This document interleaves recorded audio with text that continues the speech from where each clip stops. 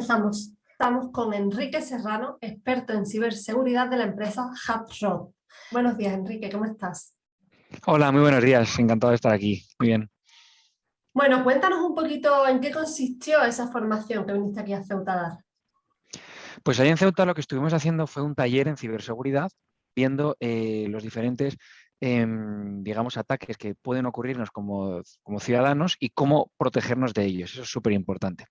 Además de hablar de protección, también estuvimos hablando de empleo, de futuro. Realmente en ciberseguridad es muy importante, además de tener en cuenta la protección personal, también, bueno, y de las empresas, también el talento que hace falta en España ahora mismo en ciberseguridad. Hay muchos puestos de trabajo que ya se da por hecho que van a quedar sin cubrir, que realmente si, digamos, invertimos un poquito de tiempo en formarnos en estos temas, en temas de formación profesional, universitarios, y, por qué no, también desde los más pequeños en los colegios, realmente hay una oportunidad de empleo muy grande y, por cierto, mucha en remoto. Es muy posible trabajar en ciberseguridad, estés donde estés, desde tu propia casa, para empresas muy punteras a nivel internacional, no solamente en España.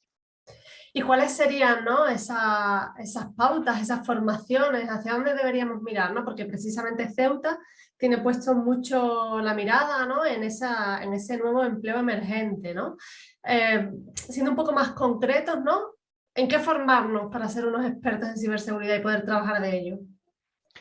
Bueno, pues realmente para formarte en ciberseguridad y trabajar de esto es muy importante tener un conocimiento o una base en informática en general, que esto es algo que a veces llama la atención, pero obviamente si quieres trabajar en ciberseguridad tienes que saber encender un ordenador y manejarte un poquito. Tampoco ser un gran experto, pero yo siempre recomiendo a la gente que quiere adentrarse en este mundillo que digamos que empiecen a jugar ya con los ordenadores, que empiecen a ver un poco cómo funcionan y una vez ya conoces cómo funciona tu ordenador, ¿qué es lo siguiente? Utilizarlo de manera correcta, de manera segura. Indico, para protegerte a ti mismo y, por supuesto, también si quieres trabajar de ello. Ahora mismo hay empresas que, por ejemplo, necesitan gente que, por ejemplo, evalúe una página web. Tú como hacker, después de haberte formado en ciberseguridad, puedes ayudar a una empresa que necesita verificar la seguridad de su página web. De tal manera que ellos te contratan, tú ves qué vulnerabilidades, por ejemplo, pueden tener y les dices cómo solucionarlas. Eso, por ejemplo, es uno de los puestos de trabajo más interesantes que hay, o más técnicos, así que más vistosos. Luego hay otros puestos también relacionados con temas de respuesta a incidentes. Y esto es precioso. ¿Cómo se puede responder a un incidente de manera correcta sin que te entre el pánico y sin que te entre el miedo? Imaginemos que estos ataques que vemos en televisión, que te están diciendo, tienes un ransomware, tienes que pagar para recuperar tus ficheros. Esa tensión de ese momento y cómo saber responder, esos segundos iniciales, es fundamental para no tener un ataque a posterior mucho más grande o, ¿por qué no?, que tu empresa llegue a quebrar por no haber estado preparado y no tener esa formación en ciberseguridad, ya seas técnico o no técnico. Al final formamos en ciberseguridad a todos los perfiles. Y esa formación, digamos, porque claro, alguien, digamos, que esté empezando y demás, ¿no? Hablas también de, pues que se incluya la ciberseguridad en los institutos y demás, ¿no? Pues bueno, puede estudiar informática, programación, pero alguien que no tenga esos estudios, ¿no? Que no sea informático, que no sea programador, ¿no? Que quiera reciclarse de la profesión que tenga, ¿no? ¿Sería posible? ¿Crees que se puede aterrizar en la ciberseguridad un poquito más mayores? Por supuesto, totalmente. Realmente todo el mundo puede aprender ciberseguridad. Creo que todo el mundo debe aprender ciberseguridad, por lo que comentábamos. Primero, para protegerse a sí mismo y a su empresa. Y segundo, para trabajar de ello, ¿por qué no? Y conozco gente, por ejemplo, hace poco conocí a una chica periodista que me dijo, yo quiero meterme en el mundo de la ciberseguridad. Y le di unos pequeños consejos y ya creo que está viviendo de eso incluso. ¿Qué está haciendo? Es investigadora. Hay periodistas de investigación muy buenos que hacen temas, por ejemplo, de investigación en fuentes abiertas, temas de cuando hay que localizar a un presunto atacante de una empresa. Pues hay veces que gente muy creativa y con buenas dotes de investigación pueden ser, por ejemplo, grandes expertos en ciberseguridad. Por lo tanto, claro que sí. No hace falta ser el mayor experto informático o el mejor programador para trabajar en ciberseguridad. Bueno, ya sabemos entonces una segunda vía para el periodismo, que ya sabemos que las cosas en el periodismo no están muy allá. Luego, de Y hecho, también hay temas no solo periodísticos, hay temas, por ejemplo, de temas de regulación o de protección de datos. Hay gente que es muy más del tema de derecho o gente que es más consultiva, más de ir a una empresa, echar una mano y tal. ¿Por qué no? Podemos ayudarles también con estos aspectos que son de ciberseguridad y que no son tan técnicos, por supuesto. ujú. ¿Y cómo es el perfil de alumnos, ¿no? Que acudieron o de personas, ¿no? Que acudieron a las formaciones en las murallas reales? Pues fue muy interesante. La formación que tuvimos ahí en las Murallas Reales fue una formación en un evento empresarial, en un evento de inversión. Entonces, hubo gente de todos los ámbitos. Hubo empresas tecnológicas, hubo empresas que nada tenían que ver con tecnología, pues, por ejemplo, temas de contabilidad, temas de derecho. Entonces, realmente a toda esta gente le interesaba la ciberseguridad. Veían ahí una necesidad por un lado y por otro lado negocio también, porque esto, no olvidemos que esto giraba en torno a un evento también de inversión. Entonces, en eso consistía un poco, público de diferentes aspectos, que a todos ellos después del taller, bueno, o la gran mayoría, que muchos que se acercaron, ¿no?, luego a hablar conmigo, me decían que tenían esta necesidad de ciberseguridad, que les había encantado y que desde luego veían futuro en este sector. Y después de tu paso por Ceuta, ¿no? En relación a, ¿no?, a esto que estamos hablando, ¿no?, de que Ceuta está intentando potenciar pues, las startups, los emprendedores, el juego online, ¿no? ¿Viste que apuntaba maneras? ¿Cuál fue tu percepción de Ceuta en este sentido? Pues yo creo que totalmente. O sea, nunca había estado en Ceuta. Es la primera vez. La verdad es que ha sido una experiencia magnífica. Me ha encantado la gente, la ciudad, la historia que tiene. Me ha parecido espectacular. Y creo que desde luego hay mucho futuro ahí. Y ya estamos viendo en este evento de inversión como muchas empresas están viniendo a Ceuta. O sea, que creo que es algo muy bueno que Ceuta está atrayendo inversión, está trayendo negocio, ¿no? Y por lo tanto crecimiento seguramente a la ciudad. Y desde luego que, vamos, veo mucho futuro. Y por la parte de ciberseguridad, yo espero que esta no sea la primera y última, sino que sea la primera de muchas otras acciones que vamos a hacer para la ciberseguridad de Ceuta. Ciberseguridad y a todos los niveles, como decía antes, para que los ciudadanos ceutíes tengan esta seguridad a nivel personal, que sus empresas estén bien protegidas y todas estas empresas nuevas que están llegando que estén bien protegidas. Y luego también, por supuesto, como indicaba, en ciberseguridad da igual donde estés, puedes trabajar para muchas empresas a nivel mundial desde tu propia casa. Por lo tanto, también incito mucho y apoyo que se cree el talento y que se fomente el talento en ciberseguridad también en la ciudad de Ceuta. ¿Y cuáles serían, digamos, para una, por ejemplo, empresa o emprendedor que quiera que su empresa esté segura, ¿no? ¿Cuáles serían los primeros pasos que recomendarías dar en ciberseguridad, ¿no? ¿Cuáles son los principales retos, problemas? ¿Cómo nos Uh-huh. enfrentamos a ello al principio? Pues para tener nuestra empresa segura, lo primero que hace falta es la formación. La gente de la empresa tiene que ser consciente de que mañana mismo puede llegar un ciberataque y arruinar el negocio. Una vez la gente ya es consciente de que hay una amenaza real, ya todo se puede enfocar de manera diferente. Porque está muy bien, imagínate, tienes un antivirus instalado, pero la persona que lo está utilizando no es consciente de los peligros que puede haber. Y cuando el antivirus te avisa de algo y estás trabajando, dices posponer o tratar después, ¿no? Y vas posponiendo la alerta. ¿Qué ocurre? Que al final te infectas. Por ello, aunque tengas los mejores software del mundo, si no tienes una formación, si tu gente no es consciente de la amenaza que tienes delante de ti, que estos ataques que llegan cada día, al final no va a servir estas herramientas en muchos casos. Por ello, la formación y luego muy atentos en este año pasado, sobre todo, los ataques que más están proliferando son los de correo electrónico.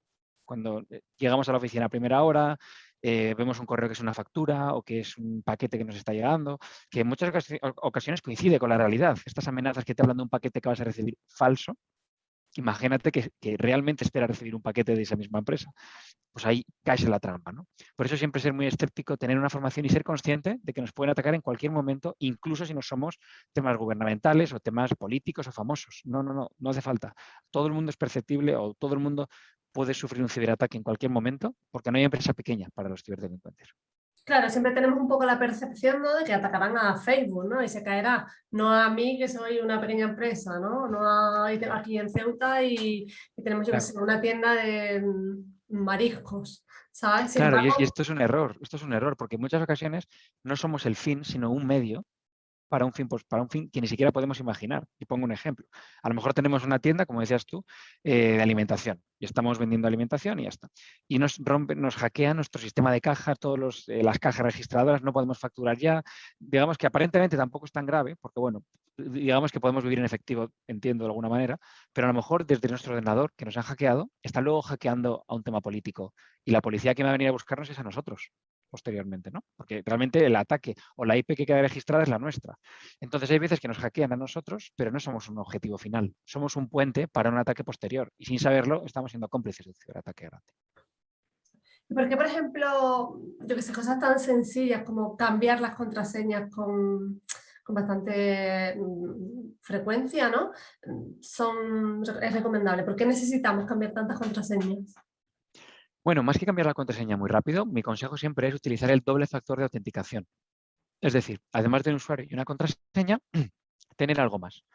Puede ser un mensaje de texto, puede ser un email, puede ser la huella dactilar. Una vez tenemos ese algo más, aunque nos roben el usuario y la contraseña, no van a poder entrar en la cuenta. Digamos que estaremos más protegidos, ¿no? Entonces, pequeñas acciones como esta, o como también comentabas, y periódicamente ir actualizando contraseñas, ponen, digamos, pequeños palos en las ruedas a los ciberdelincuentes. De tal manera que si somos nosotros los que más palos ponemos en las ruedas, serán a los últimos que nos van a atacar. Al final, ellos aquí a por lo que van. Normalmente es ataques masivos, ataques que sean sencillos, y para ellos perder el tiempo es perder dinero. Por lo tanto, si ya somos ese porcentaje que además de un usuario y contraseña tiene algo más, ya estaremos en su segunda tanda de ataques y iremos posponiendo el que nos ataquen, ¿no? Y oye, aunque nos ataquen, a lo mejor tampoco tienen éxito y no somos hackeados porque estaremos bien formados. Entiendo que por lo tanto, acciones que hacemos bastante cotidianas, como por ejemplo guardar contraseñas, es todo lo contrario a ser seguros, ¿o no? Depende cómo las guardemos. Si almacenamos contraseñas, deberían estar almacenadas cifradas, es decir, que no cualquiera pueda verlas, que estén protegidas. Y de hecho hay programas que son gestores de contraseñas, que están hechos específicamente para esto. Y realmente en ocasiones grandes corporaciones a nivel mundial lo están utilizando y lo consideran seguro. Por eso digo, guardar contraseñas como tal puede ser malo si las guardamos sin cifrar, sin protegerlas bajo una contraseña a su vez, ¿no? Digamos, dejándolas que cualquiera que acceda a nuestro ordenador o a nuestro correo pueda verlas. Eso no sería seguro. Y el hecho, por ejemplo, de ahora llevar toda nuestra vida en los móviles, ¿no? Desde el banco hasta todos los datos, ¿no? ¿Implica más riesgo? Realmente sí, o sea, sí implica más riesgo utilizar el teléfono móvil para tratar temas delicados. ¿Por qué? Es muy sencillo. Los ciberatacantes tienen más alcance donde atacar. Si en vez de ser sobre un ordenador también tienen un teléfono móvil, un correo electrónico, una tablet, pues digamos que el alcance, el escenario, ¿no?, que tienen los ciberdelincuentes para lanzar un ataque es mayor. Y esto ha ocurrido con todo el tema que hemos estado teletrabajando ahora muchas empresas, pues más aún. Si ahora todo el mundo está conectado a Internet, es más susceptible a sufrir un ciberataque porque estás más expuesto, básicamente. ¿Hacia dónde iríamos, digamos, en nuevos modelos de seguridad, ¿no? Pues no sé si reconocimientos faciales o hacia dónde va el mercado. Bueno, el mercado ahora realmente está evolucionando mucho con temas, por ejemplo, de inteligencia artificial y de nuevas capacidades de computación. O sea, realmente ahora pues, se puede utilizar estos nuevos avances tecnológicos para temas muy buenos, pero por supuesto también para temas malos. Eso es siempre la otra cara de la moneda. Estamos hablando siempre de que la inteligencia artificial se utiliza para temas pues, de lucha contra el cáncer, investigación, o sea, llegar a unas ideas, unas conclusiones que solo un ordenador puede llegar en muchas ocasiones. Pero claro, al igual que llegamos para cosas buenas, también se puede utilizar para cosas malas. Por eso yo siempre digo, toda la nueva innovación, o sea, las nuevas cosas que vemos en televisión tienen que estar acompañadas siempre de una inversión en ciberseguridad al mismo tiempo. Inversión y formación, ya que si tú mañana utilizas un nuevo teléfono móvil, me lo invento, que es magnífico, que tiene una capacidad única, ojo, porque tienes que saber utilizar esta capacidad también bien. No vaya a ser que por culpa de utilizar una nueva capacidad que es demasiado nueva, innovadora, que nadie conocía, a lo mejor te están hackeando o lo estás utilizando tú mal y estás compartiendo demasiada información, por ejemplo. Claro, como todo, si se utiliza bien, estupendo, si no, pues tiene sus riesgos, Claro. ¿no? Pero lo bueno es que hay que asumir que probablemente alguien lo vaya a utilizar mal. Y si ya damos por hecho el mal uso de algo, ya estamos más preparados para esperar digamos, una respuesta mal negativa, ¿no?, de ese algo. Claro. Y también preocupa bastante, ¿no? La ciberseguridad en los jóvenes, ¿no? Pues con los usos de móviles, la alta presencia en redes sociales, ¿no? ¿Qué consejos le darías a esos jóvenes y también a sus padres, ¿no? De cómo estar seguros en Internet, pues con adolescentes, ¿no? Y con niños incluso. Sí, desde HackRock damos formación no solamente a gente del mundo laboral, sino que también estamos en universidades, también ofrecemos servicios a centros educativos, o sea, además de los más pequeños, te hablo de niños. ¿Por qué? Porque la ciberseguridad es fundamental desde el momento en el que tenemos un teléfono móvil o cualquier aparato tecnológico. Si un niño de 3 años, 4 años ya está manejando una tablet, hay que tener en cuenta la ciberseguridad. O sea, en el momento en el que un menor utiliza un dispositivo tecnológico, tiene que tener en cuenta este aspecto. Por lo tanto, consejos, pues lo primero que he comentado antes, el doble factor de autenticación, protege todas tus cuentas, ya sean de redes sociales o de cosas que aparentemente no son tan importantes. Cuanto más protejamos las cosas, mejor. Y el doble factor de autenticación sería lo ideal, ¿no? Para, por ejemplo, el login en los inicios de sesión. Por otro lado, un consejo que siempre doy, que suena evidente, pero es que es fundamental, es el sentido común. Si a un menor no se le ha enseñado el sentido común en cuanto a la tecnología, él, ¿por qué va a sospechar que un email que llega diciendo que tienes un paquete es falso? ¿No? Por naturaleza, el humano y los menores en muchas ocasiones piensan que, pues, que es bueno, ¿no? Algo con lo que yo he crecido toda mi vida porque me va a atacar. Pues hay que empezar a dar estas pequeñas píldoras de formación para que conozcan que sí, eso que te acompaña desde que tenías 3, 4 añitos donde veías películas, si lo utilizas mal, tiene un peligro. Por lo tanto, sentido común ante estas cosas, que consigamos que el sentido común de las personas sea el pensarse 2 veces antes de abrir un correo que no esperas, antes de abrir un fichero adjunto de un correo electrónico, ¿no? Este tipo de cosas, ¿no? Es por un lado. Y luego, por otro lado, generar esa confianza con los padres y con el entorno cuando algo malo ocurre. Hablo de menores y no tan menores. Yo he visto gente que le da vergüenza reconocer que ha sufrido un ciberataque y por ocultarlo ha hecho mucho daño a una empresa o ha hecho mucho daño en una familia. Por lo tanto, no pasa nada, no todo el mundo es hacker, no todo el mundo es experto informático. Es natural que, bueno, pues tengamos un error, ¿no? Somos humanos y abramos un elemento que no debíamos haber abierto o que nos infectemos con un malware. Y desde esa humildad y desde esa confianza de poder hablar con claridad, se pueden evitar también muchos males mayores que se sufren tras sufrir un ciberataque anteriormente. ¿Y considerarías que a raíz de la pandemia, ¿no? Del trabajo híbrido, del teletrabajo y demás, hemos mejorado en nuestra percepción hacia que tenemos, hacia esa conciencia de la seguridad o que no hemos aprendido nada? A ver, sí hemos tenido más conciencia, yo creo que sí hemos mejorado un poquito, pero creo que empezamos a mejorar más antes. Hace ya 3 o 4 años, cuando empezamos a ver en televisión los primeros ciberataques que secuestraban ficheros de empresas y les pedían un rescate a cambio. O sea, yo hace 3 o 4 años, cuando empecé a ver estos ataques en televisión, ya había la gente en los restaurantes y en los bares comentando esto. O sea, ya por primera vez, que yo llevo toda la vida casi dedicado a esto, empecé a ver gente preocupada por la ciberseguridad. Y más aún ahora, con el tema de todo el mundo teletrabajando en casa estos últimos años, este año y medio, obviamente mucho más. O sea, al final la gente ha sido consciente de cómo me conecto yo a mi empresa de manera segura, pero estando desde casa y con un dispositivo que es mío, que a la vez lo uso para ver películas. Creo que sí, hemos mejorado un poquito, pero creo que todavía queda mucho trabajo, tanto a nivel personal como a nivel profesional. Uno de los últimos riesgos, ¿no? De los que se habla, ¿no? Son los QR, ¿no? Ahora todo es QR, ¿no? Ahora las cartas en los restaurantes son QR, ¿no? Sin embargo, es otra vía más de ataques, ¿no? Como reconocer un QR peligroso, digamos, de uno.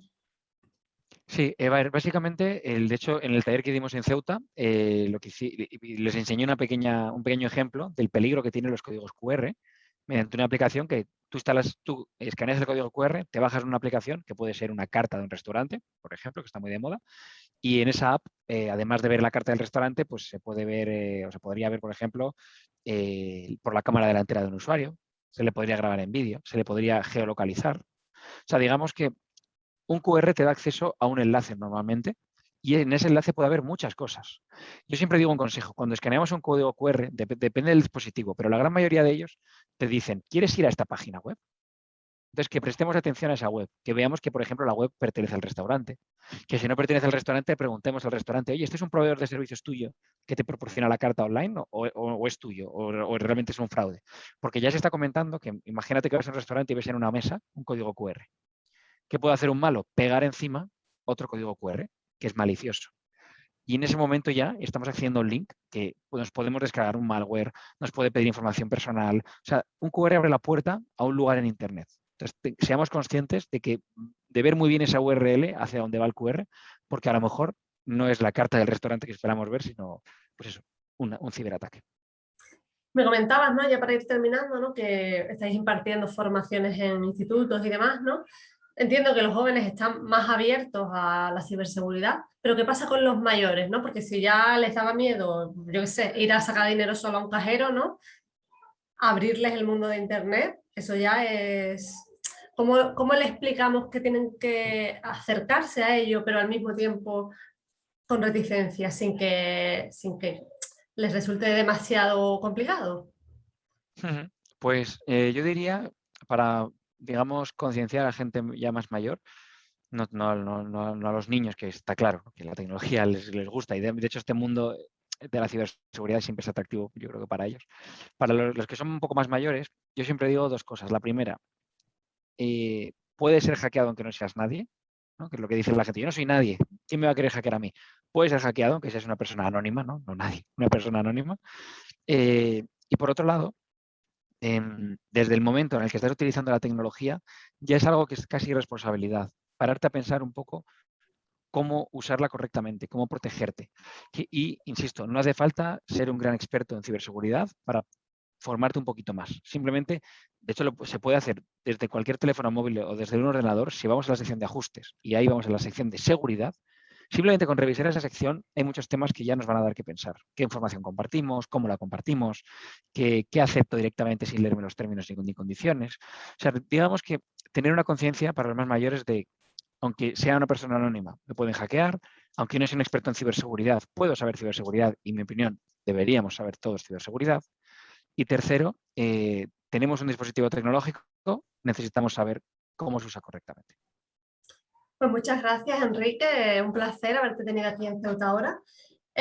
Nos quedamos con eso, ¿no? Con que todos somos susceptibles de ser hackeados, ¿no? No solamente Facebook. Y bueno, y que hay que formarse, aunque sea a nivel de usuario, puesto que todos Eso es. utilizamos la tecnología. Muchas gracias y nada, esperemos verte por Ceuta en breve. Un placer, muchas gracias también por la invitación y por estar aquí hoy con vosotros. Y efectivamente, estoy deseando volver a Ceuta, ha sido una experiencia maravillosa. La gente, la ciudad, todo ha sido estupendo y espero veros muy pronto a todos. Muchas gracias.